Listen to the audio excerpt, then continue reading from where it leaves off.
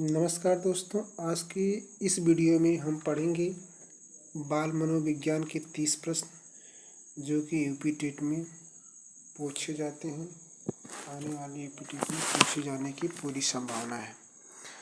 तो पहले प्रश्न को स्टार्ट करते हैं। पहला प्रश्न हमारा है कि निम्नलिखित में से कौन सी मूल्यांकन की विधि नहीं है। आपके पास 4 ऑप्शन है। पहला ऑप्शन है व्यक्ति अध्ययन, दूसरा है प्रेक्षण, तीसरा है घटनावृत्त, चौथा है विवाद। तो इस प्रश्न का जो राइट ऑप्शन होगा ऑप्शन नंबर 4। ऑप्शन नंबर 4 इस प्रश्न का राइट जवाब होगा। चलते हैं अगले प्रश्न की तरफ। और अगला प्रश्न हमारा है संवेग क्या है। अगला प्रश्न हमारा है संवेग क्या है। आपके पास 4 ऑप्शन है। प्यार व स्नेह, ऑप्शन बी क्रोध व भय, ऑप्शन सी उत्तेजना या भाव में परिवर्तन, ऑप्शन डी इनमें से कोई नहीं। तो इस प्रश्न का राइट जवाब जो होगा वह ऑप्शन नंबर सी उत्तेजना या भावों में परिवर्तन। अगला प्रश्न है सृजनात्मक बालक में निम्न में से कौन सा गुण नहीं पाया जाता।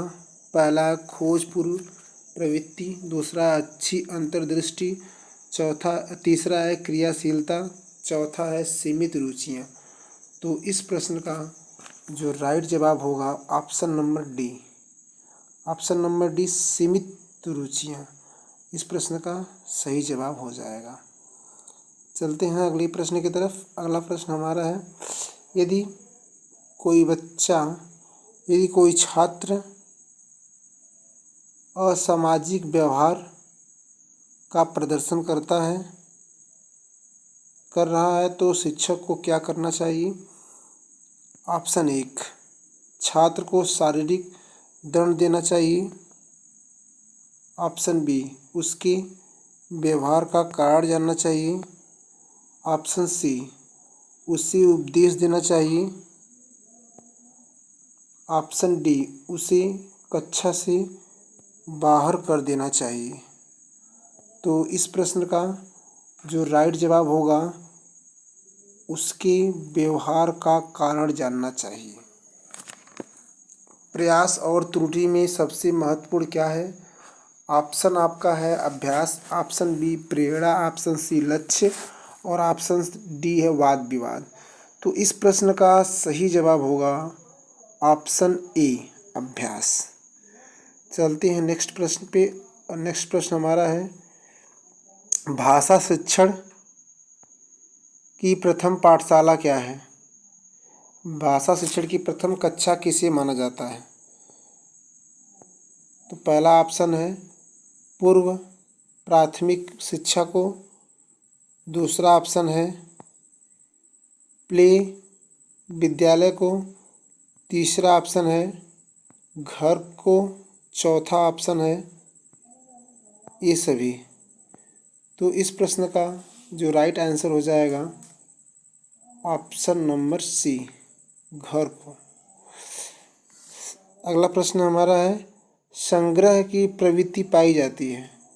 तो संग्रह की प्रवृत्ति पाई जाती है ऑप्शन ए प्रौढ़ में, ऑप्शन बी शिशु में, ऑप्शन सी बालक में, ऑप्शन डी किशोर में। तो इस प्रश्न का राइट जवाब होगा ऑप्शन नंबर सी बालक में। चलते हैं नेक्स्ट प्रश्न में। नेक्स्ट प्रश्न हमारा है प्रोजेक्ट पद्धति का प्रतिपादन किया था।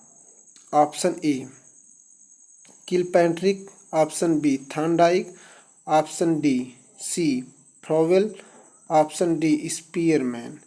तो इस प्रश्न का राइट जवाब हो जाएगा ऑप्शन नंबर ए किलपैट्रिक। चलते हैं नेक्स्ट प्रश्न पे। और अगला प्रश्न हमारा है विशिष्ट बालकों की शिक्षा हेतु शिक्षक को ध्यान देना चाहिए। ऑप्शन ए अपने पहनावे पर, अनुशासन पर, व्यक्तिगत आवश्यकताओं पर, पाठ्यक्रम पर। तो इस प्रश्न का जो राइट जवाब होगा व्यक्तिगत आवश्यकताओं पर, ऑप्शन नंबर सी राइट जवाब होगा इस प्रश्न का। चलते हैं नेक्स्ट प्रश्न पे। और अगला प्रश्न हमारा है, बालक में अपराध के विकसित होने का मुख्य कारण क्या है? ऑप्शन ए है परिवार और वातावरण, ऑप्शन बी है अनुशासनहीनता, ऑप्शन सी है आर्थिक प्रवाह, ऑप्शन डी है दोषपूर्ण पाठ्यक्रम। तो इस प्रश्न का जो राइट जवाब होगा, परिवार और वातावरण किसी भी बालक के अपराध को विकसित करने का मुख्य कारण होता है। पियाजे के अनुसार मूर्त संक्रियाओं का स्तर किस अवधि में घटता है? ऑप्शन ए जन्म से 2 वर्ष, ऑप्शन बी 2 से 7 वर्ष, ऑप्शन सी 7 से 11 वर्ष, ऑप्शन डी 11 से 15 वर्ष।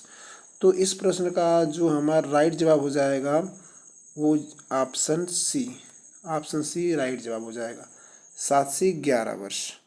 तो चलते हैं नेक्स्ट प्रश्न में। नेक्स्ट प्रश्न हमारा है प्रश्न नंबर 12, निम्नलिखित में से क्या बच्चों से सृजनात्मक के विकास में सहायक नहीं है? तो ऑप्शन देखते हैं। पहला ऑप्शन है खेल, दूसरा ऑप्शन है भाषण, तीसरा ऑप्शन है कहानी, चौथा ऑप्शन है निर्माण संबंधी क्रियाएं। तो इस प्रश्न का राइट जवाब होगा ऑप्शन बी भाषण।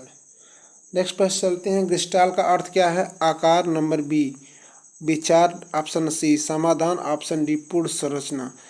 तो प्रश्न नंबर 13 का राइट जवाब होगा पूर्ण संचरण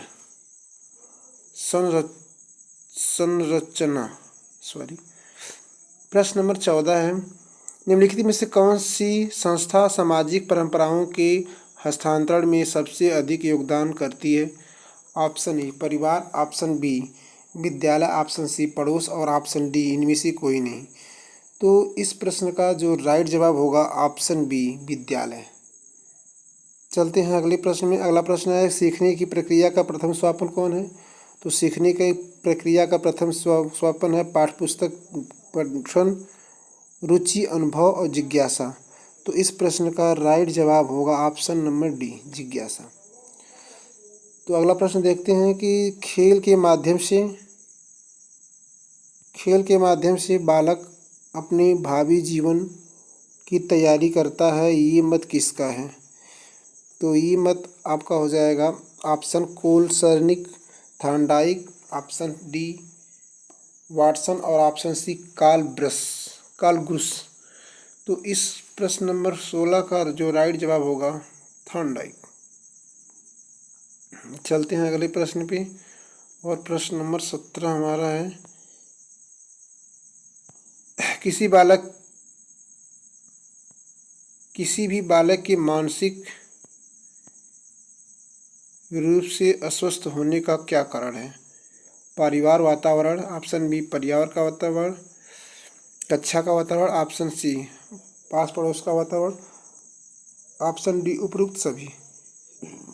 तो प्रश्न नंबर 17 का जो राइट आंसर होगा ऑप्शन नंबर डी उपरोक्त सभी, अर्थात परिवार का वातावरण, कक्षा का वातावरण, पास पड़ोस का वातावरण, ये सभी बालक की मानसिक रूप को अस्वस्थ होने के लिए उत्तरदायी है। चलते हैं अगला प्रश्न हमारा है। अगला प्रश्न है कि TAT परीक्षण में कार्डों की संख्या होती है 31, 37, 33, 42। तो इस प्रश्न का जो राइट ऑप्शन है ऑप्शन नंबर ई 31। अगला प्रश्न चलते हैं, चिन्ह अधिगम सिद्धांत के प्रवर्तक कौन है? तो इस प्रश्न का देखते हैं राइट जवाब क्या होगा। पहला ऑप्शन आपका है टालमैन, दूसरा कोहलबर्ग, तीसरा स्किनर और चौथा है पावलॉक।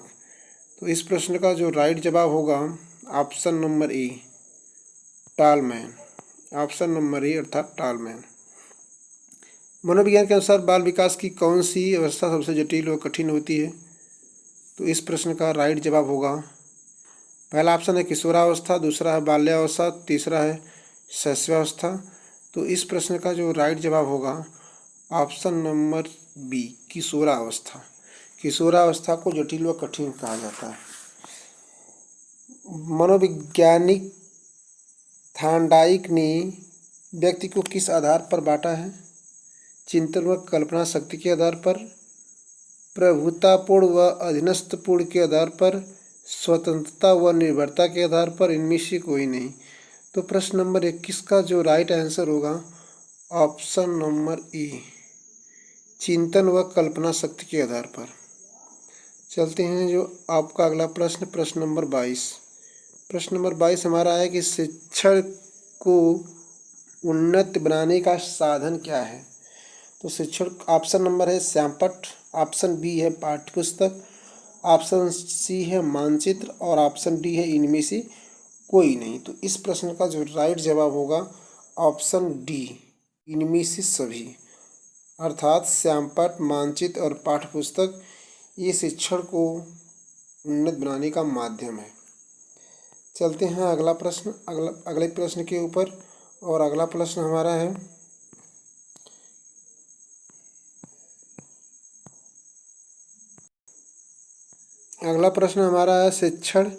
शिक्षा मनोविज्ञान का संबंध किसी से नहीं है? मानव व्यवहार का अध्ययन, मानसिक क्रियाओं का अध्ययन, सीखने के तरीके का अध्ययन, संचार माध्यमों का अध्ययन। तो प्रश्न नंबर 23 का जो राइट आंसर होगा ऑप्शन नंबर डी, संचार माध्यमों का अध्ययन। सीखने की प्रक्रिया में शिक्षक की भूमिका होनी चाहिए सुगमताकर्ता, अनुदेशनकर्ता, प्रशिक्षक की, नियंत्रणकर्ता की। तो प्रश्न नंबर 24 का राइट जवाब होगा सुगमकर्ता की। वृद्धि को प्रभावित करने वाले कारक क्या हैं? पर्यावरण, स्वास्थ्य, आहार, ये सभी। तो प्रश्न नंबर 24 का जो राइट आंसर होगा ऑप्शन नंबर डी, ये सभी। निम्नलिखित में से कौन शिक्षण मनोविज्ञान की व्यूहात्मक विधि है? ऑप्शन नंबर ए बहिर्दर्शन, ऑप्शन नंबर बी सर्वेक्षण, ऑप्शन सी प्रयोग और ऑप्शन डी अंतर्दर्शन। तो प्रश्न नंबर 26 का जो राइट आंसर होगा ऑप्शन नंबर बी सर्वेक्षण। प्रश्न नंबर 27, निम्नलिखित में से कौन सा पाठ योजना में शामिल नहीं है? योजना की दृढ़ता, नंबर बी है शिक्षकों का अच्छे ज्ञान, नंबर सी है उद्देश्यों की स्पष्टता, नंबर डी शिक्षण का ज्ञान। तो प्रश्न नंबर 27 का जो राइट जवाब है योजना की दृढ़ता। निम्नलिखित में कौन सी सृजनात्मक की विशेषता नहीं है? मौलिकता, उत्पादकता, परिवर्तनशीलता, नवीन ज्ञान की खोज। तो प्रश्न नंबर 28 का जो राइट जवाब होगा ऑप्शन नंबर सी अपरिवर्तनशीलता। प्रश्न नंबर 29 की तरफ चलते हैं। शिक्षण को गृहकार्य की जांच करनी चाहिए, कभी कभी, कभी नहीं, नियमित, जब छात्र चाहे, कहीं। तो इस प्रश्न का राइट जवाब होगा नियमित। रूपात्मक आकलन क्या है? बस परीक्षण, पूर्व परीक्षण, ए और बी दोनों, केवल ए। तो प्रश्न नंबर 30 का राइट जवाब होगा ए और बी, परीक्षण, पश परीक्षण और पूर्व परीक्षण। तो उम्मीद करते हैं कि आपको ये वीडियो अच्छा लगा। वीडियो कैसा लगा कमेंट बॉक्स में ज़रूर बताइएगा। तो मिलते हैं अगले प्रैक्टिस सेट में, तब तक के लिए धन्यवाद।